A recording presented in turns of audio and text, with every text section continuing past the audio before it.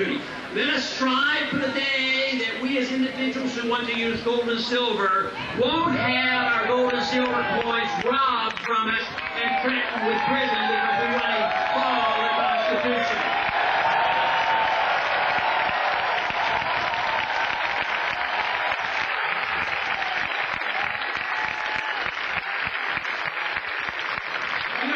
One of the early debates, I think it was the second debate, there was another gentleman running for the presidency. I can't remember his name. I think he was the mayor of a big city.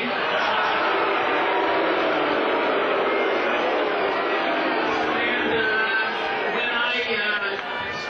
in my minute or two that I had to try to describe our foreign policy of minding our own business,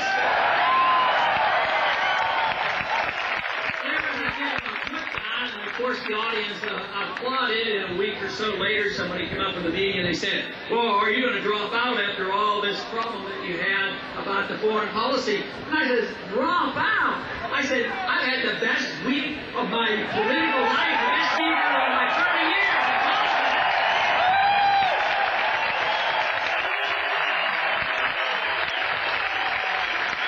So if I can remember that candidate's name, I think afterwards I sent him a copy of some books to read, but I don't think he read them. If we can remember who that is, remind me, and I'm going to send him a thank you note for energizing us and defending our position.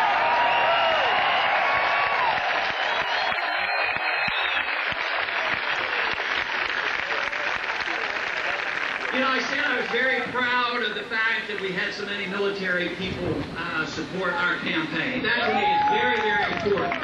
And it's also very important to have a strong national defense. But just think of where we are today. Let's say that we had had a serious crisis and a serious attack on the integrity of the United States.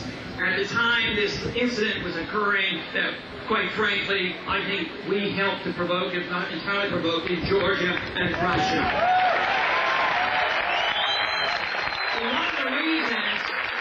One of the reasons that we didn't go into Georgia was because we were incapable of doing it. We have our troops in 140 countries, 700 bases. We're going bankrupt, and we have undermined our national defense. That is why we need a change in foreign policy so that we can defend this country if it ever became necessary.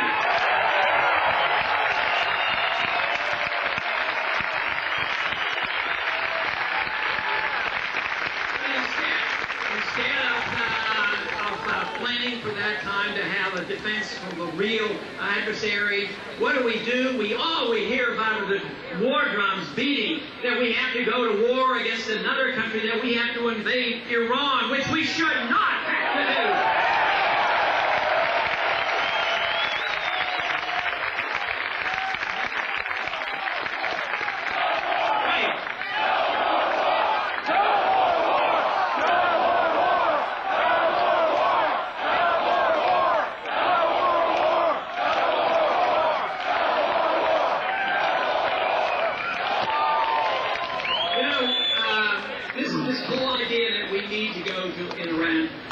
No sense whatsoever. Iran happens to spend 1% on their military compared to what we spend. 99% more. That is what we spend on our defense.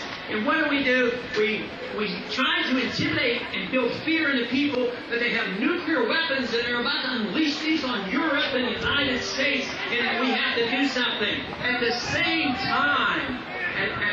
time, there is this intimidation. This is the reason we're building missile sites right next to the border of Russia. And there's some that are want to re-stir up the Cold War, and guess what? Who would benefit from this other than the military-industrial complex? The founders were right about foreign policy. No entangling alliances. Mind our own business. Stay out of the internal affairs.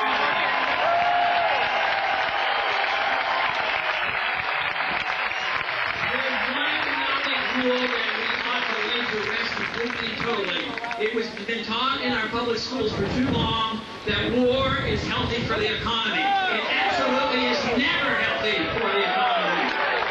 But this That is their claim that is healthy for the economy. I would say the economy ought to be booming here. Just think how many wars going on around the world. We're spending on the military.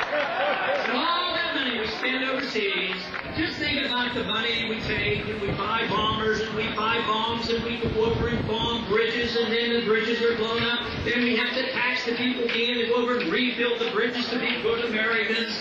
At the same time, what's happening? Bridges are falling down in this country. Let's take care of our bridges right here in this country.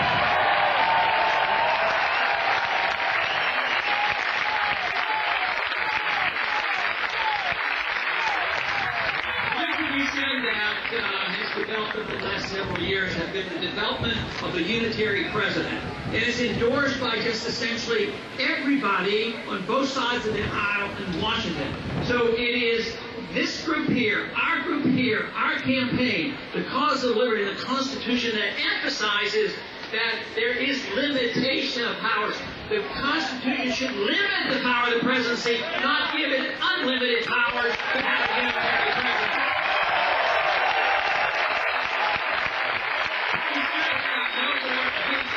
No more ice support.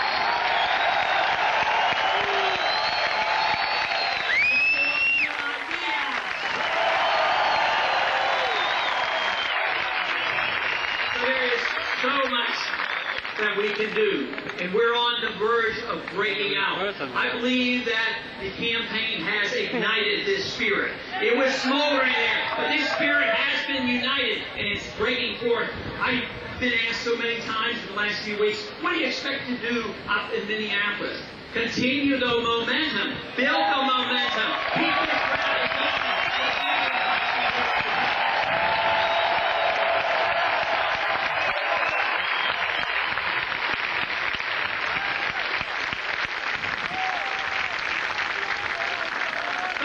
But it's a great message. It's an American message, and there's no reason for us to be bashful about it. I know my limitations. I know my shortcomings. But I know one thing else, though, that I believe I'm correct on, is that this message is correct. Freedom really works.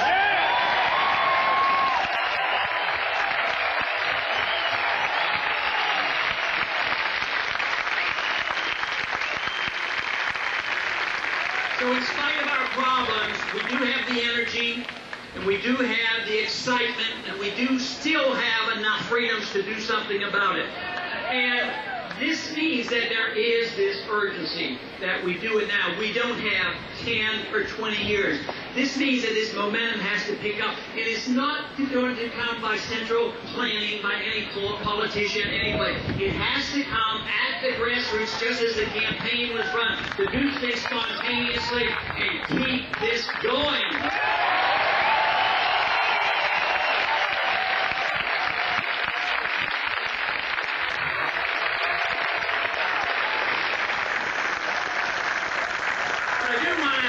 Really express my deep appreciation. You placed a lot of confidence in what I've been doing and in the campaign, not only the campaign for the presidency, but the campaign for liberty. That, to me, is really something I deeply appreciate. And obviously, since I've been doing this for 30 years, I'm probably not going to quit in the next few years doing the very same thing.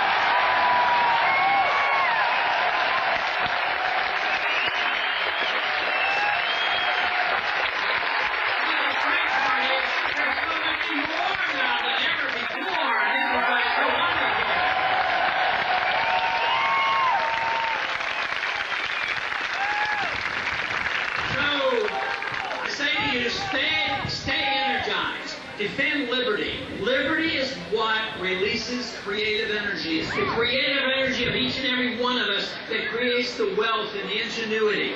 When we suppress that with dictatorships and tyrants and militarism, it makes the country poor. Now, we on the surface still appear to be relatively rich.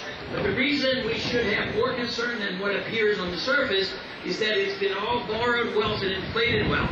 But we are at the turning point because in spite of all the reports out of Washington, middle class, Main Street America already know the standard of living is going down in this country and that we're facing tough times. So we have to change the policy. We have the answers. We have the energy. So onward with our